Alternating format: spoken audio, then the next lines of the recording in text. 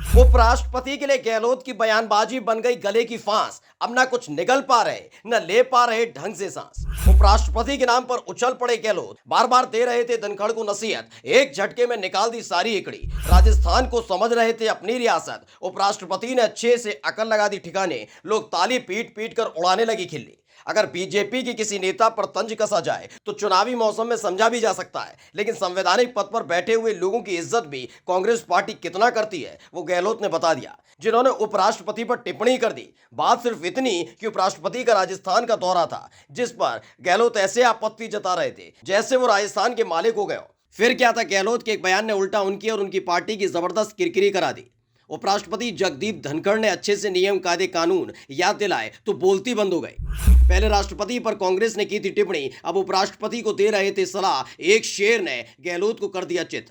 याद होगा कि द्रौपदी मुर्मू राष्ट्रपति बनी थी। उस दौरान राष्ट्रपति द्रौपदी मुर्मू को कांग्रेस के नेता अधीर रंजन ने राष्ट्रपत्नी कहा था, जिस पर बीजेपी ने संसद के अंदर हालत खराब कर दी थी। उसके बाद अधीर रंजन को माफी मांगनी पड़ी थी। इस बार बीजेपी को नीचा दिखाने के लिए उपराष्ट्रपति जगदीप धनखड़ पर गहलोत ने टिप्पणी कर दी।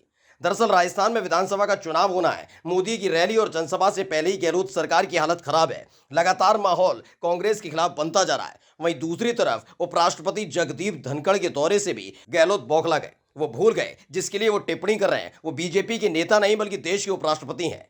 अशोक गहलोत ने उपराष्ट्रपति जगदीप धनखड़ को नसीहत दी कि उपराष्ट्रपति बार बार राजस्थान के दौरे पर आते हैं, उनका बार बार यहां आने का कोई तुक नहीं है। इस मामले ने विवाद का रूप ले लिया। बीजेपी गहलोत को नसीहत दे रही थी। इस बीच उपराष्ट्रपति जगदीप धनखड़ ने लक्ष्मणगढ़ में एक जनसभा को संबोधित करते हुए कहा, मैं पहले भी कई जगह गया हूं, पर कुछ लोगों ने कहा कि आप क्यों आते हो बार बार। मैं थोड़ा अचंभित हो गया हूं, क्योंकि कहने वाले ने ना तो संविधान को पढ़ा, ना कानून को पढ़ा और ना अपने पद की मर्यादा रखी।